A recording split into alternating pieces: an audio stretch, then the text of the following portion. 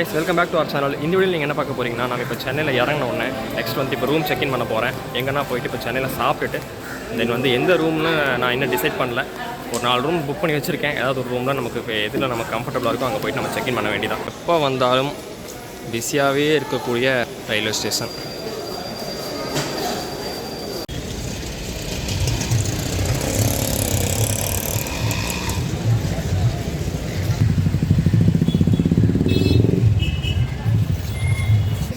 Breakfast சாப்பிட்டுட்டு room வந்து check in பண்ணிட்டேன்.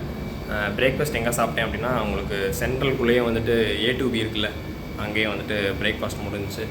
இப்போ தான் ரூம் செக்இன் பண்ணேன். நமக்கு சென்ட்ரல் பக்கத்தில் தான் ஹோட்டல் சென்ட்ரல் அப்படின்னு சொல்லிட்டு ஏசி தான் 1100 வந்துட்டு சார்ஜ் பண்ணாங்க. உங்களுக்கு இப்போ ரூம் எப்படி இருக்குது அப்படின்றத நான் இப்போ காட்டுறேன் பாருங்க. இதோ இங்கே என்ன இருக்குன்னா கபோர்ட் இருக்குது, அது ஓகே, அது எல்லா ஹோட்டல்லையும் இருக்கிறது தான். இங்கே இந்த மாதிரி இருக்குது, ஒரு நல்ல டீசெண்டான ஒரு மிரர் இருக்குது. தென் இங்கே ஒரு ட்ரா இருக்குது, இங்கே ஃபோன் வச்சுருக்காங்க, ஒரு டபுள் பெட்டு.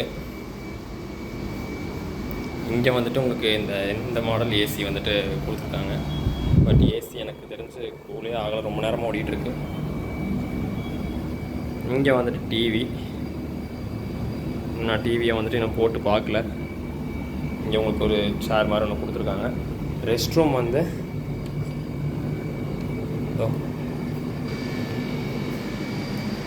தண்ணி வருதா, தண்ணி வருது.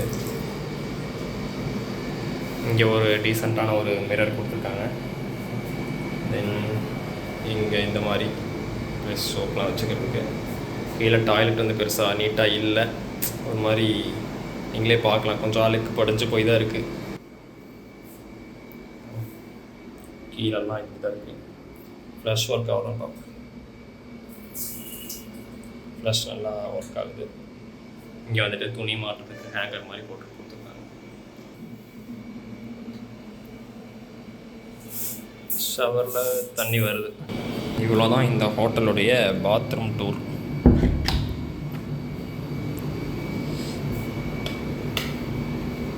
வேறு என்ன இருக்குது, இங்கே டஸ்ட்பின் ஒன்று இருக்குது, டவல் ப்ரொவைட் பண்ணுறாங்க. உங்களுக்கு வந்துட்டு பெட்ஷீட்டும் ப்ரொவைட் பண்ணுறாங்க. அப்புறம் உள்ளே வந்தோடனே மெடிமிக்ஸில் ஒரு சோப் கொடுத்தாங்க, அதெல்லாம் ஓகே, நீட்டாக தான் இருக்குது. பட் இப்போ ஏசி கொஞ்சம் நல்லா கூலாகுது. இதுதான் வந்து ரூம் டூரு, நான் தங்கியிருக்க ரூம் டூர். சென்ட்ரல் பக்கத்துலேயே இருக்கிறதுனால நான் கொஞ்சம் எனக்கு வந்துட்டு ஆக்சஸ் பண்ணுறதுக்கு எனக்கு ஈஸியாக இருக்கும் நைட்டு போகிறதுக்கெலாம் அப்படின்னு சொல்லி தான் நான் இந்த ரூம் புக் பண்ணேன். ஓகே, அவசரத்துக்கு தங்கிறதுக்கு ஒரு ரூம். ஃப்ரெஷ்அப் ஆகிட்டு இனி உட்காந்து ஒர்க்கை பார்த்துட்டு தென் இன்றைக்கி ஈவினிங் ஒரு வீடியோ போடலான்ட்ருக்கேன். அது ஜஸ்ட் ஒரு சின்னதாக ஒரு 3 மினிட்ஸ் கிளிப்ஸ் தான். தென் அதையும் பார்த்துட்டு மதியம் சாப்பாடு சாப்பிட்டுட்டு நைட்டு ட்ரெயின் ஏற வேண்டியதான். டைம் இப்போ வந்துட்டு ஒரு 1 o'clock கிட்ட ஆக போகுது. நான் வந்து ஃபுட்டு ஆர்டர் பண்ணியிருக்கேன். பிரியாணி தான் ஆர்டர் பண்ணியிருக்கேன். ஹைதராபாத் பிரியாணிங்கிற கடையில் வாங்கிட்டு வந்துட்டு எப்படி இருக்குது அப்படின்னு ஃபுட்டு ரிவ்யூ சொல்கிறேன். ரிவ்யூலாம் பெருசாக சொல்ல தெரியாது, எப்படி இருக்குது அப்படின்னு நான் சொல்கிறேன். வாங்கிட்டு வந்து கைஸ் பிரியாணி வாங்கியாச்சு. ஹைதராபாத் பிரியாணி. எனக்கு வந்து இந்த பிரியாணி எனக்கு ரொம்ப பிடிக்கும். நான் எப்போ சென்னை வந்தாலுமே இது வாங்குவேன். எனக்கு சென்னை பிரியாணினாலே மோஸ்ட்லி ரொம்ப பிடிக்கும். ஏன்னா ரொம்ப டேஸ்ட்டாக இருக்கும், எனக்கு பிடிச்ச மாதிரி. ஸோ அதனால தான் இதை வாங்கியாச்சு. இது எவ்வளோ குவான்டிட்டி இருக்குது எல்லாம் சொல்கிறேன். நான் வந்து ஆர்டர் போடும்போதே பனானா லீஃப் கேட்டிருந்தேன். அதனால் வந்துட்டு அது இல்லைன்றதுனால இந்த பிளேட் வச்சுருக்காங்க. அதுவுமே வந்து அவங்க ஃபோன் பண்ணி சொல்லிட்டாங்க, பனானா லீஃப் இல்லாதனால நாங்கள் வந்து இது வச்சுருக்கோம் அப்படின்னு. சரி ஓகேன்னு சொல்லிட்டேன். இப்போ இதை வந்து ஓப்பன் பண்ணுவோம். பிரியாணி குவான்டிட்டி தான் வேறு லெவலில் இருக்கும். நீங்கள் ஒரு ஆள்லாம் நீங்கள் சாப்பிட்டு முடிக்க ரொம்ப கஷ்டம். நீங்கள் வந்து ஒரு பயங்கரமான பிரியாணி ஃபேனாக இருக்கீங்க அப்படின்னா கூட உங்களுக்கு கஷ்டம்தான். நான் பிரியாணி ஃபேன் தான், பார்ப்போம், சாப்பிட்டுவேன்னு நினைக்கிறேன். உங்களுக்கு அப்புறம் இங்கே வந்துட்டு நான் எக்ஸ்ட்ரா தால்சா பாக்கெட், அந்த கத்திரிக்காய் கூட்டு வந்து நான் எக்ஸ்ட்ரா சொல்லி தான், அதனால் அது வந்து ஒன்று எக்ஸ்ட்ரா பேக் பண்ணியிருக்காங்க. தென் வந்து உள்ள ஐ திங்க் தயிர் பச்சடி இருக்கும், ஏதாவது ஸ்வீட் இருக்குமா என்னன்னு தெரில, அதையும் பார்ப்போம். வந்து தயிர் பச்சடி இருக்குது. நான் தயிர் பச்சடி பெருசாக யூஸ் பண்ண மாட்டேன். இதோ தயிர் பச்சடி இருக்குது. இதில் தான் நம்ம ஐட்டம் தால்சா கத்திரிக்காய் கூட்டிருக்கு. எனக்கு ரொம்ப பிடிக்கும். அது இருந்தால் எவ்வளோ பிரியாணாலும் சாப்பிட்றலாம். இது இருக்குது உள்ள. தென் ஐ திங்க் அதில் வந்து ஒன்று வந்து குழம்பா இருக்கும், இன்னொன்று வந்துட்டு தால்சா பாக்கெட் இன்னொன்றா இருக்கும். அப்போது ஸ்வீட் வந்து இதில் வைக்கலன்னு நினைக்கிறேன் இவங்க. சரி ஓகே, பரவாயில்ல. பார்ப்போம். ஓகே கைஸ், நான் சாப்பிட்டு வந்துட்டு உங்களுக்கு ஃபுட் எப்படி இருக்குது அப்படின்னு நான் சொல்கிறேன். ஓகே, நல்லாயிருக்கும்னு நினைக்கிறேன். சூப்பராக இருக்கும். நல்லாயிருக்கும்னு நினைக்கிறேன். இல்லை நல்லாயிருக்கும். கைஸ் ஸ்வீட் வச்சுருக்காங்க. ஏதோ ஸ்வீட் வச்சுருக்காங்க. ஐ திங்க் அல்வான்னு நினைக்கிறேன். ஸ்மெல் நல்லாயிருக்கு. சாப்பிட்டு பார்த்துட்டு எப்படி இருக்குன்னு சொல்கிறேன். ஸ்வீட் நல்லாயிருக்கு. ஐ திங்க் மில்க் அல்வான்னு நினைக்கிறேன்.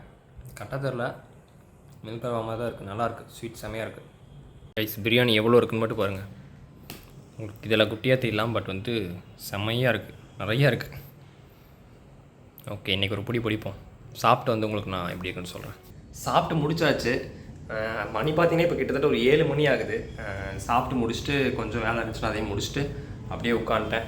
அது வந்து இன்னொன்று உங்கள்கிட்ட சொல்லணும்னு நினச்சேன். அது வந்து மில்க் அல்வா இல்லை, அது வந்து பிரெட் அல்வா. ஃபஸ்ட்டு சாப்பிடும்போது மில்க் அல்வா மாதிரி இருந்துச்சு, பட் அதுக்கப்புறம் சாப்பிடும்போது தான் தெரிஞ்சது வந்து பிரெட் அல்வா. பிரியாணி வந்துட்டு சொல்லவே வேணாம். 280 ருபீஸு. உங்களுக்கு நான் ஜொமேட்டோவில் ஆர்டர் போட்டு ஆஃபர்லாம் போக 280 ருபீஸ் வந்துச்சு. பட் வந்து குவான்டிட்டி வந்துட்டு அல்டிமேட்டு குவான்டிட்டி. உங்களுக்கு போதுங்கிற அளவுக்கு நீங்கள் சாப்பிட்டுக்கலாம்.